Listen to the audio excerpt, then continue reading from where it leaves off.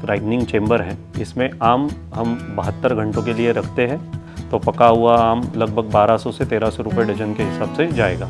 इसमें हम केला, बनाना पका सकते हैं। आम जब पकता है तो नेचुरली इथेनॉल छोड़ता है, तो इसमें हम बूस्ट करते हैं बाहर से, और आम का शेल्फ लाइफ है एक 3-4 दिन से बढ़ जाता है।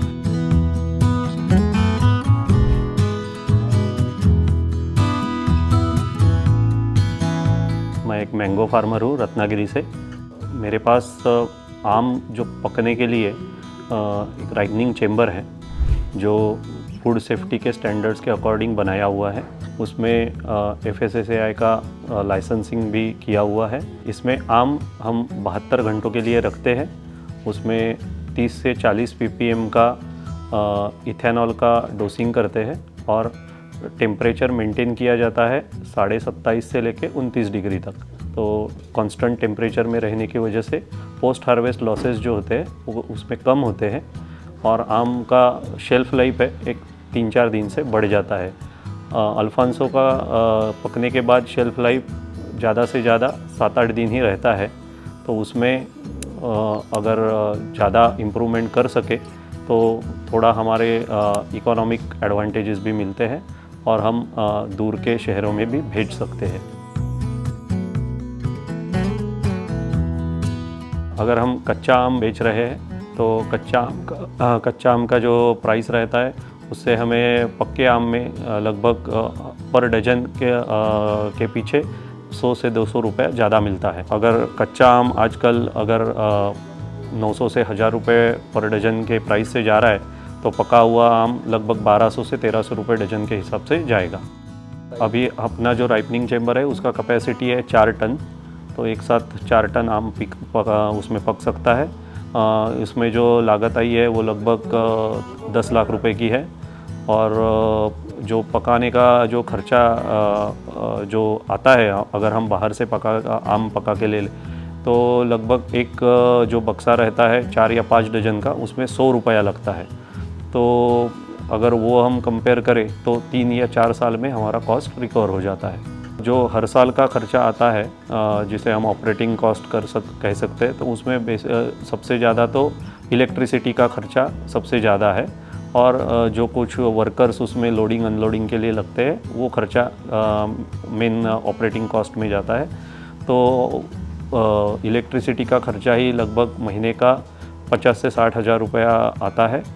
तो 2 महीने का हमारा अगर सीज़न चला तो 1 लाख से 1.25 लाख तक इलेक्ट्रिसिटी का खर्चा हो जाता है, और वो 2 महीने का लेबर कॉस्ट उसमें इन्वॉल्व हो जाता है।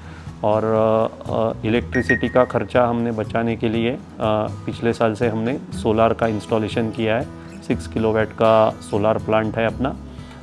तो जो हमें हर महीने का बिल जो 50 से 60 हज़ार तक आता था वो अभी 1 से 2 हज़ार तक ही आता है।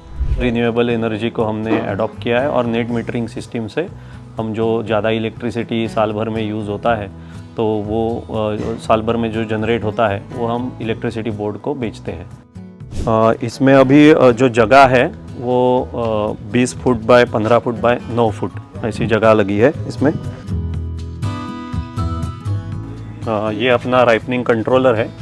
यहाँ पे जो टेम्परेचर है वो दिखाई देता है, ह्यूमिडिटी दिखाई देती है। जो टेम्परेचर सेंसर लगा है उससे टेम्परेचर सेंस करता है, और जो AC यूनिट है वो ऑटोमेटिकली शुरू हो जाता है। और ये राइपनिंग कंट्रोलर है जो इथेनॉल, जो आम जब पकता है तो नेचुरली इथेनॉल छोड़ता है, तो इसमें हम बूस्ट करते हैं बाहर से। तो इसमें इथेनॉल का कार्बन सेंसर लगाया हुआ है, तो वो अंदर इथेनॉल का ppm डिटेक्ट करता है, और वो हम इसमें सेंस करके बूस्ट करते हैं बाहर से। तो हमने अंदर जो इथेनॉल यूज़ किया है वो इससे कंट्रोल होता है। और ये पूरी तरीके से सेहत के लिए मतलब नुकसानदेह नहीं है? यस, सेफ है यस, बिल्कुल। ये हमारा फूड सेफ्टी का जो लाइसेंस है वो भी यहाँ पे लगाया हुआ है। गवर्नमेंट ऑफ महाराष्ट्र से FDA का लाइसेंस मिला हुआ है। ये साथ ही ये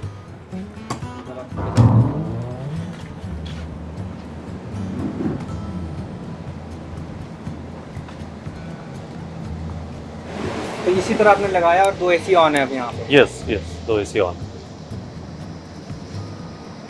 एसी बेसिकली टेम्परेचर कंट्रोल करता है और ह्यूमिडिटी मेंटेन करता है।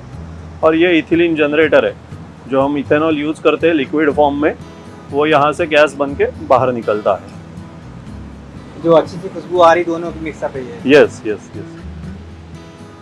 और इसमें कार्बन डाइऑक्साइड मॉनिटरिंग सिस्टम भी लगाया हुआ है, क्योंकि आम जब पकता है तो उसमें से कार्बन डाइऑक्साइड, इथिलीन और पानी की भाप, ऐसे 3 चीज़ें बाहर निकलती है। तो कार्बन डाइऑक्साइड अगर ज़्यादा हो गया तो आम पकने में दिक्कत हो जाती है। तो हम हर 6 घंटे बाद कार्बन डाइऑक्साइड चेंबर से बाहर निकाल देते हैं। उसके लिए वेंट फैन लगे हुए हैं। इसमें सरकार सब्सिडी भी दे रही है ना फूड प्रोसेसिंग में, या फिर मतलब? यस, सरकार सब्सिडी भी दे रही है। तो अगर आप कोल्ड स्टोरेज बना रहे या राइपनिंग चेंबर बना रहे तो सरकार की सब्सिडी भी आपको मिल जाती है। और सोलार प्लांट में भी सब्सिडी भी मिल जाती है, या फिर इसमें मुद्रा लोन भी मिल जाता है।